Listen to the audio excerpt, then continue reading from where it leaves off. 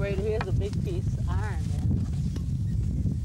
there. Now, this is the place where we come to pick up this stuff that we use to sell or fix my house up. Like you see my house all fixed up. I find all this stuff out here because the stuff that the people throw away is the stuff that somebody can be using. It just goes to show you that what's junk to some people is treasures to the others. People just, I don't know, people just throw away so much good things that could be turned into beautiful things that other people could be using.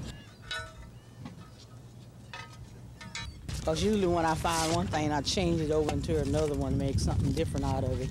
So it won't be the same thing that I found. Like this lamp, and take that and take this off here. I don't need that for...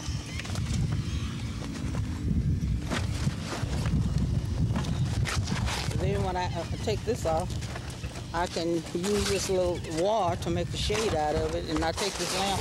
I even might take this lamp and make a table bottom. And in my whole house, as you go through it and see it, it's things that people have thrown away.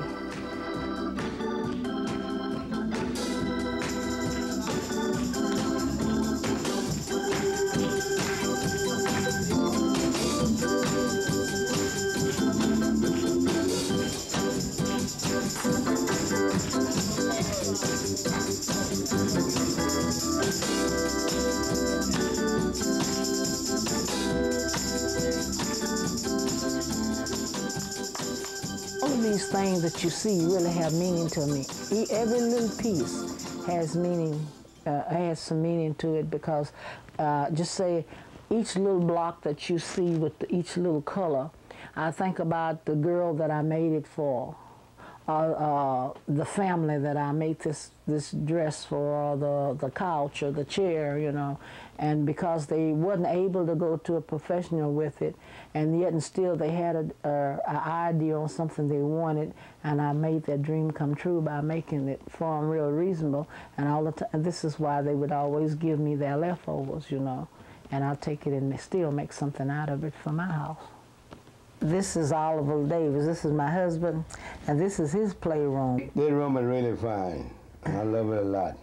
When he be junking and I catch him with something real nice that I want to use in the house, of course sometimes he'll bring and says, hey, look what I found, maybe you can do something with this, you know, and then I'll get here, and sure enough, I'll just keep on messing with it till I have it turn it into something beautiful, you know. This pocket you see here came from a pair of old corduroy pants. And I'm stapling this up here so that when I finish my ball over here, I can use this pocket to put my pencil and my paper in. And for phone, you have the telephone, I don't have to be running all over the house looking for it. And these pieces that you see here, these pieces just all kinds of velvet and dresses and just mostly anything. You really don't have to use brand new material just so the material are not faded or look bad. And you can always just get these old pieces of rope that I have like this, came from a basket, like they used to have these woven baskets. And that's what they are. Now you can make just like a design going around one block, but to save the grass, I prefer to do it like this because you can follow the lines and go real good. And I'm stapling them up against the wall, and I'm covering them, and I'm putting this design on there, something like abstract. But now when one piece, if it get dirty or get old, you don't have to change the whole wall like if you were painting it. You have to go over the whole wall. But this way, all you have to do is just take that piece down, cut your piece by it, and then just staple it right back in the same spot, and you'll never have to worry about changing again. This deer head you see here, I've fixed this deer head, put the stuff on top of it. This was the old fur cape. I found the deer head where I get all my other scraps and stuff, but I take this off an old fur cape I had made, and this is the scraps from the fur cape. And I covered this. I used this wood glue to glue this fur on. And inside his eyes up there is around the eyes is the stuff that you put around the caulking you put around the bathtub and around the eyes. And this is rabbit fur up in here.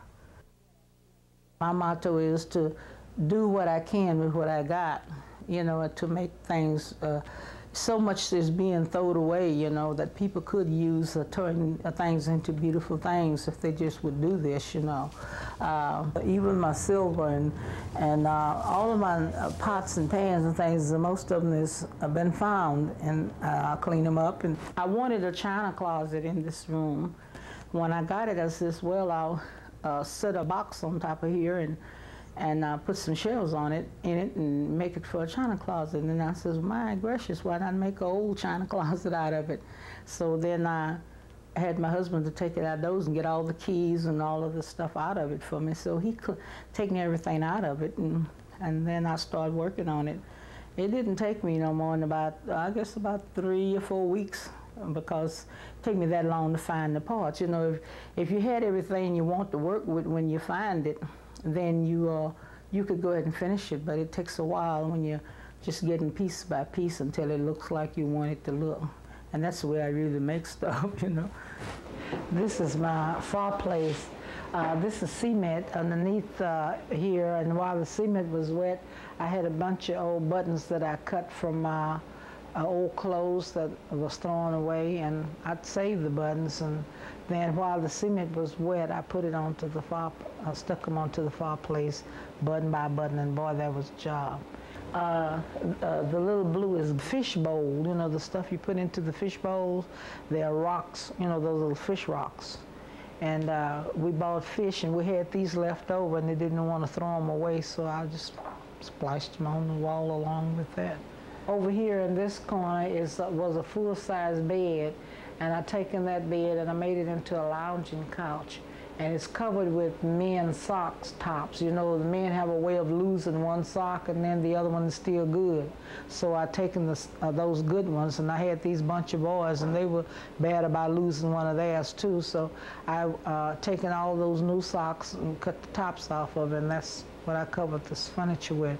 And over here is, I made this one from scraps. It was just boards, some 2x4s and 1x4 that I taken and made those, and made the curved pillow out of sponge rubber, and I covered that with the men's socks too. In the corner there, I have 2 little end chairs there, and the back of them is a picture frame, and I've taken little boy socks and put inside of the frame to make a back to those little couches. And over here in this corner, the bottom of this is a coffee table, and the 2 front doors is a piece of plastic. Around it, the decoration I have around it was an old clock. Now this is my master's bedroom, and this bed you see here, I've taken a full-size bed and made this bed. And that was a telephone post, a piece of telephone post, and I whittled it down there at the foot to extend it out to a full-size bed. And this here is a quilt I'm making. It's a quilt for the other bedroom I have in there. And this is from women pantyhose, the top part of them. And what I did was taking them and cut them, and then I take 2 different colors, and that's how I come out with this triangle.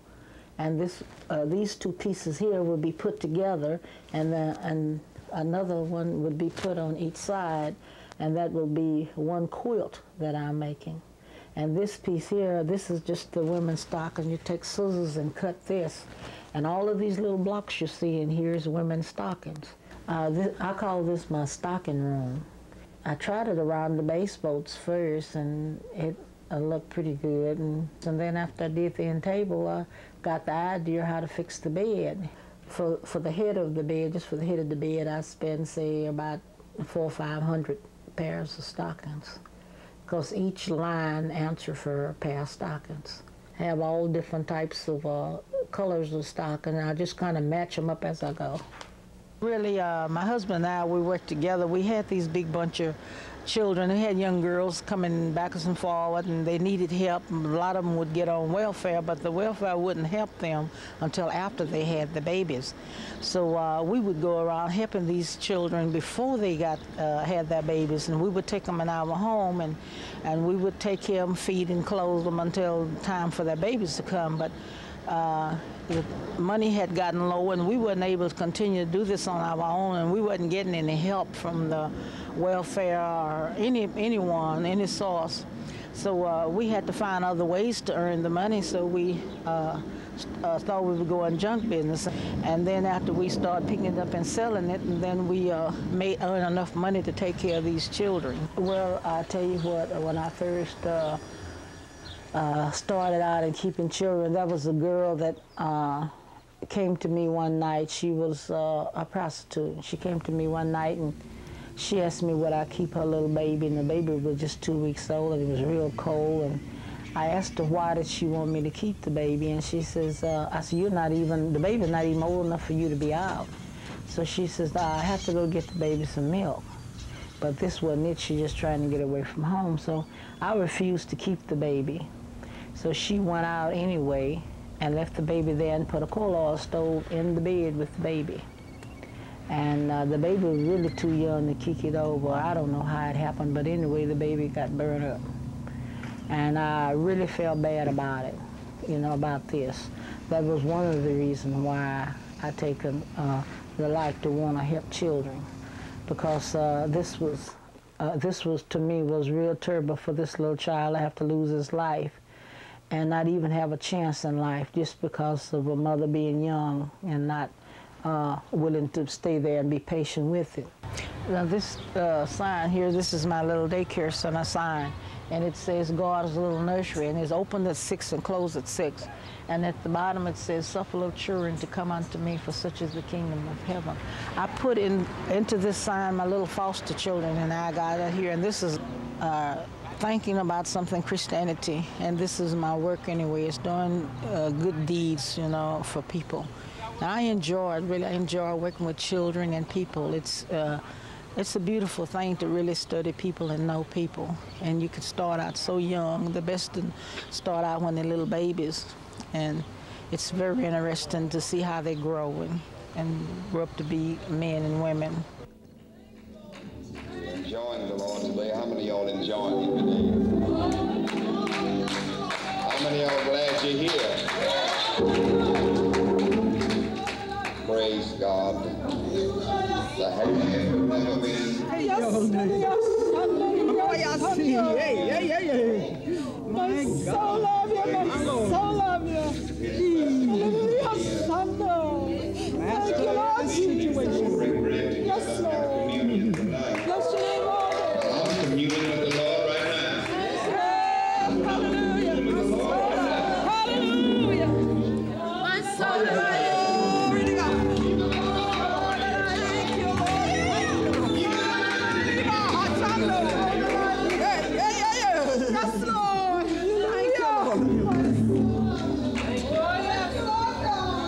Sometimes we have not because we ask not. But the Bible said, ask and it shall be given. Seek and ye shall knock. The door shall be open unto you. I'm really excited. This has been happening and going on this will make the 7th year that this movie's been gotten together. It's taken just this long and it's still not over with. But I'm so grateful that it's come this far. And I wanted my church to be a part of it. You see, this little church is going places and it's going to do things. When I first came here, God showed me what a great thing that he had for this church and this minister that we had. And it was through him, you know, I found God. Thank you, God. Oh, thank you, God. You know, words, I can't find words to tell y'all how much you mean to me and how you help me. You see, when I first come here, I was nothing but an old drug addict. That was all. But even through the little bitty children, God touched me. He made me a new me. And I'm so proud of it. You know, I wanted the world to know about it, what you wonderful people have done for me.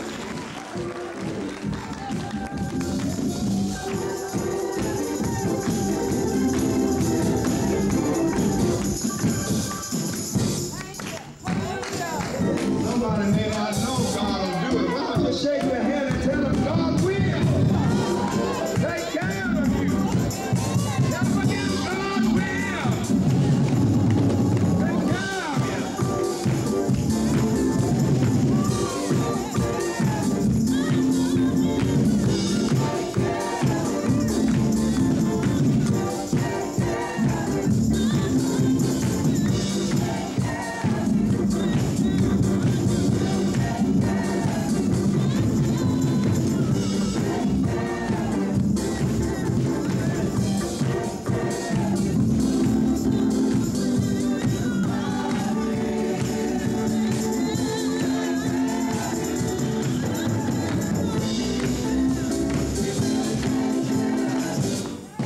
Well, yes. Come on, give him a hand clap. Touch that man. Touch that woman. That boy and that girl. And let them have deliverance. And God, I thank you. And I praise you for it. Each time I pray, they bring past that. Feed them until they want no more. It's my prayer, my prayer. Amen, amen, and amen. By this name.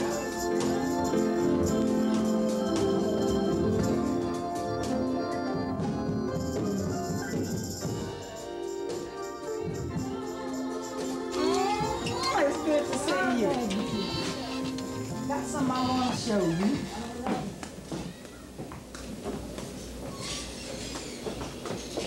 You know those little neckties that you gave me at Papa's and those beautiful pieces of material you gave me? Yeah. I got some I want I said, I know show you that what I would did get with it. something out of it. Now, how do you like that? Close the door, Monica. Mercy. How you like that? See, that was a Here's the chair. necktie. Look at that over there. How you like that? Oh, that's And the little so table. right. See, that's all the Papa's neckties, you Oh, see. yeah. See that? And this is my playroom. And you remember these pieces of material that you gave me? Look how I fixed that up. And on the door back there, see how I fixed those little bitty pieces that you gave me? How do you like that? That's nice. And see, I got He wore some, all these neckties. all of it. Now see, anytime you want to think of Papa, you come over here. I have enough for you to think of him. This room is really delegated to you and Papa. And for all the sweet things that y'all have done for me, you know, I It's really, just beautiful. I really appreciate He it. showed him this is nice. I'm I glad. said, oh, I know he has 400 neckties. I'm telling you. Oh, he has neckties. And you just take them, I know you just take some out. Everything is beautiful. I'm glad you like it. It's not making you sad to see No, this? Oh, okay. The Lord done God give me my strength and Uh-huh. I don't worry about nothing no more. Okay, I don't want you to be sad. I want you to be happy. I'm over it happy, and I'm to, happy. to know that I cared. You know? That's what I'm saying. Uh-huh. That's what I Somebody wanted to was be. caring for her.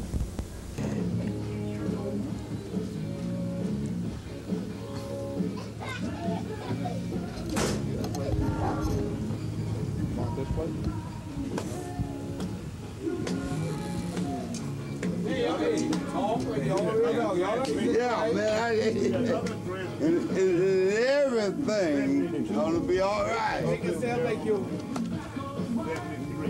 With my daughter here, man. Way up here. Girl, you quit getting so dirty out there. Yeah. I got something hard. I got. Hey, don't you take my money there? Don't take my money. This is my jackpot money I'm making there. My dad got big money. If you throw that penny, let me see if I got some penny where you can take that, throw the penny in the thing. Yeah, I got some pennies in my pocket. Dropping it going down? Throw it in there. Yeah, why you be dropping it going down? Come on, y'all drop it in and see we drop it in the glass. Drop the money in for Grandpa. Drop it in there. You don't hear nothing, drop it in there. It might be the lucky one, too. Yes, you do. I want to know about it. Get some more. Well, it is 4 pennies in there now. One of them hit No, it. she ain't dropped nothing in there. It is 4 pennies in there. No, she ain't dropped nothing in there. Give me my quarter back in. Give me my quarter back in. Take the pennies. 4 pennies in there. Get the pennies, baby. Now. Well, Yeah, baby, get the pennies. baby, you make your granddaddy pay you because somebody dropped a penny in there. It's 4 pennies in there. Okay. What you want me to do? Hey, not on. A little bit of everything we barbecuing here today. And I hope it tastes pretty good to y'all. I'm trying to do my best. When I do my best, that's all I can do. We start out cutting metal with the axe and a chisel because we didn't have a torch. But he had a real old friend of his, showed him how to use a torch, and he never went to school for this torch, how to use a torch. But he makes these barbecue pits and he puts the back on his truck. You know, he rigged up a weightlifter to pull things because he and I are getting old and we're too old to be lifting this real heavy stuff. It's always a way to accomplish things in life, you know. You don't just have to go around, and no one should have to steal for anything. It's too much money into everything that you start in. You can accumulate something and have something if you really set your heart at it. You know? And he and I have been together Saturday. He and I will be together for 20 years. We've been together. So I think that's outstanding. Let go on my journey,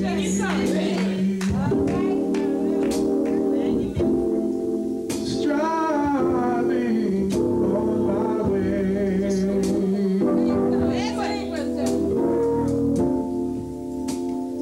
Troubles will surround me.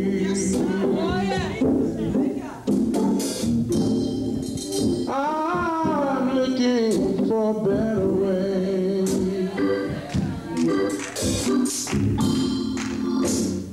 Asking for a blessing.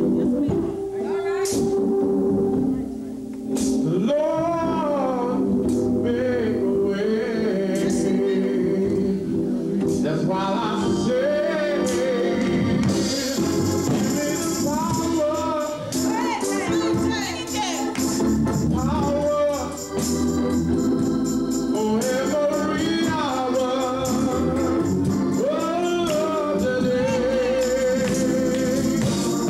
give me the power.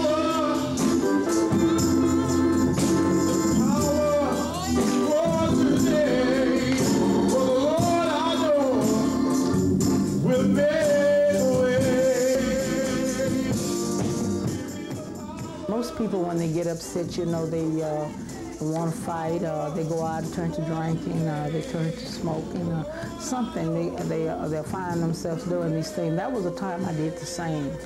But I knew that this wasn't healthy for me, and I had to find a better way in life. So and what really started it, I was making girls some little booties, baby booties, and I found out I was really angry when I was doing it. I had gotten very upset. And I started making these little booties, and I felt so calm. And then I found out that when I finished these pieces, all of this angriness, it was all gone.